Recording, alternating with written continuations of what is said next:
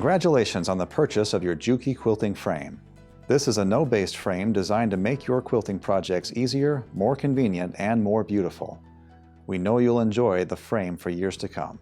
This video will walk you through the steps of setting up your quilting frame in king size. If you're setting up your frame in crib size, this video will point out the differences in the assembly steps as we go along. The video instructions are meant to be used as a companion to the printed instruction book that came with your frame. It is most helpful to follow along in your instruction book as you go through the video. All of the parts and hardware used in this video will be called by the names in the parts list of the instruction book. Before we begin, it is a good idea to identify the parts of your frame, comparing the box contents with the parts list in your booklet. This will help you get familiar with the various pieces, and you can check to make sure you have all of the parts. If anything appears to be missing or damaged, contact the Grace Company directly at 1-800-264-0644. After you have taken inventory of your parts, you'll be ready to begin. First, we'll adjust the height of the legs on the left and right frame ends. To set the legs to the desired height, first unscrew the M8 by 55 mm screw from the leg, then extend the leg to the desired height. Please refer to the height chart in the instructions for the height recommended for you. Replace the screw in the leg and use the wrench to secure it on the other side with the M8 washer and the M8 nylock nut. Do not over-tighten the nylock nuts on the legs. Adjust the middle legs the same way, unless you're setting up the frame in crib size, in which case you won't need the middle legs. Next, attach and secure the corner braces to the frame ends using two M8 by 16 mm screws for each corner brace. Tighten the screws in place using the 5 mm Allen wrench. Make sure to attach the corner braces to both the right and left frame ends.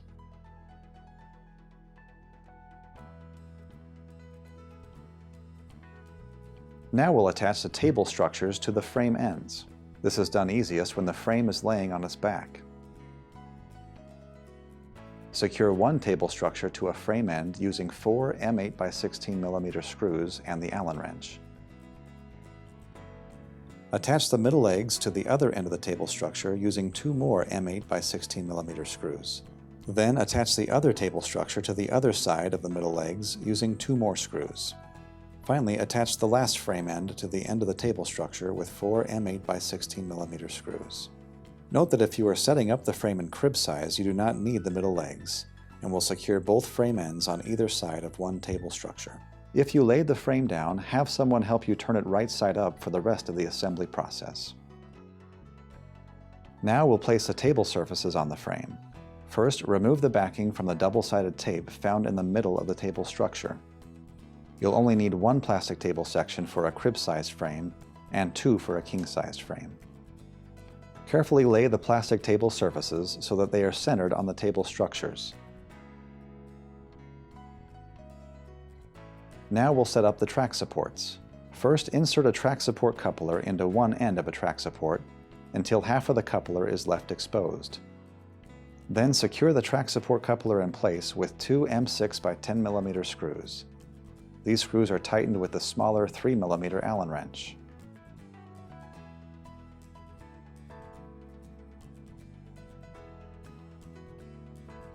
Insert the exposed end of the track support coupler into the end of the other track support.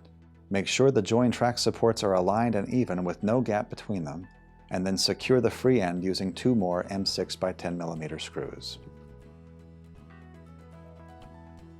Couple the remaining two track supports together in the same way. If you are setting up your frame in crib size, you do not need to couple the track supports together, and you'll only use two track supports. Next, carefully insert a piece of 10-foot plastic track into both side slots of each track support. If setting up in crib size, use the 5-foot plastic tracks. Now we'll attach one of the track supports to the back of the table structure. Insert 8 M6 by 15 mm connector bolts from the bottom of the frame to the track supports. Attach the other track support to the front of the frame, again using 8 M6 by 15 mm connector bolts from the bottom of the frame. Do not fully tighten these bolts. Leave them loose so the track supports can be adjusted in later steps. Now we'll assemble the rails of the frame.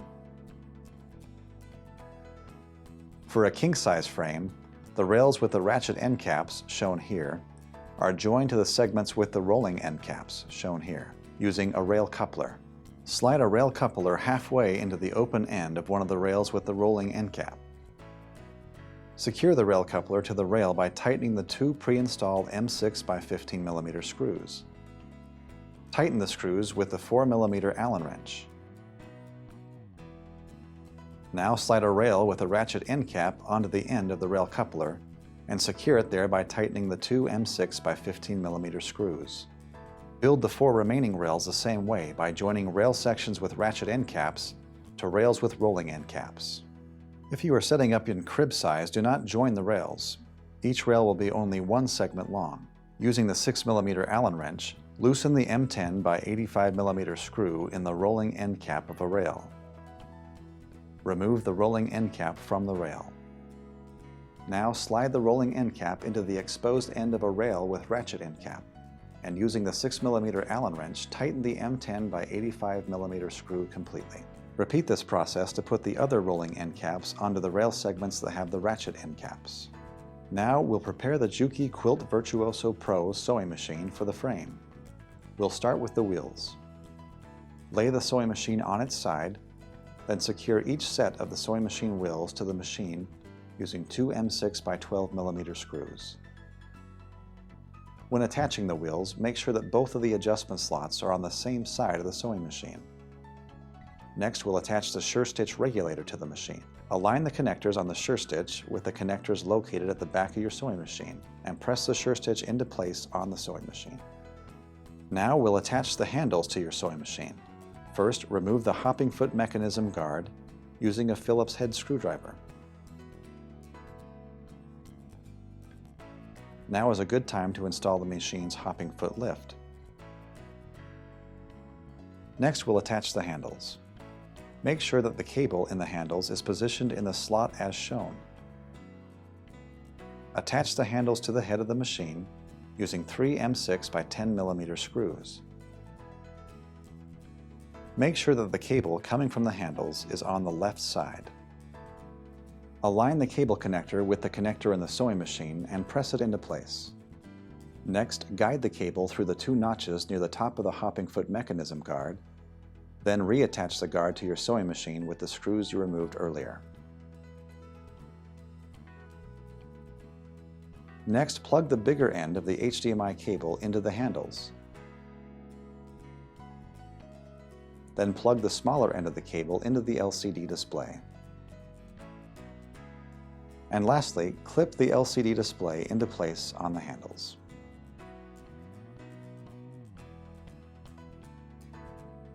Now we'll set up the encoders for the sewing machine. Use the 4 mm Allen wrench to remove the screw in the outer right rear wheel of the sewing machine.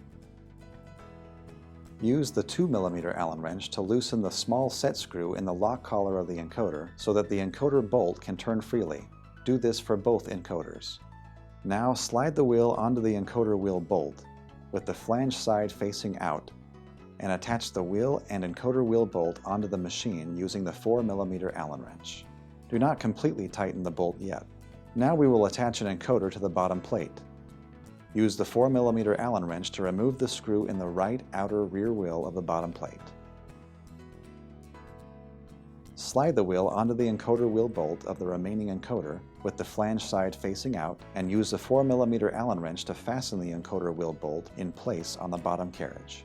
Be sure to keep the spare bolts from the wheels with your quilting frame spare parts. In this step, we'll place the sewing machine on the frame. Begin by tightening the set screw located in the lock collar of the bottom encoder. Set it so the encoder spring will push the encoder body down into the plastic track when placed onto the quilting frame. The encoder should face into the middle of the bottom plate when it's placed on the frame. Place the bottom plate on the frame, lining up the wheels on the bottom plate with the plastic tracks on the frame. Now place the sewing machine on the bottom plate while making sure that the encoder on the machine is placed towards the front of the machine. When the machine is on the plate, install the idler rail through the sewing machine's throat. First, place the ratchet end of a rail through the throat of your sewing machine and into the lower ratchet rail holder. Push the other end of the rail into the lower rail holder at the other end of the quilting frame. Push on the plastic rail end directly. It is designed to be a tight fit.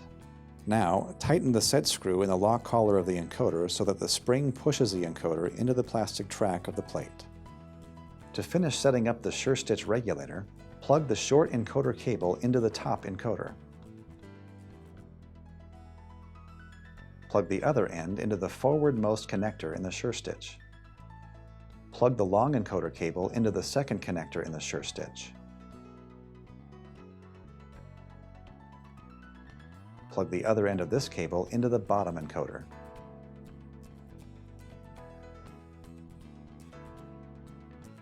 Now place a zip tie mount on the bottom plate directly above the bottom encoder. Use a zip tie to secure the long encoder cable to this zip tie mount. This will ensure that the cable doesn't drag on the frame while you quilt. Test that you still have a full range of carriage motion by moving the carriage back and forth. Finally, plug the end of the SureStitch power supply into the SureStitch power connector. We'll now tighten the front track support. Slowly move the sewing machine along the frame. As you come to the bolts in the track supports under the frame, tighten them completely with the Allen wrench.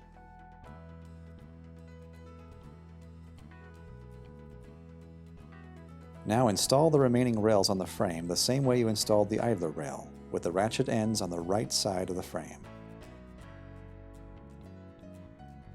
Now we'll install the handwheel onto the take-up rail, which is the top rail of the frame. Using the 6mm Allen wrench, remove the socket head screw out of the take-up rail ratchet end cap. Place the M10 by 120mm screw through the M10 washer and then the handwheel.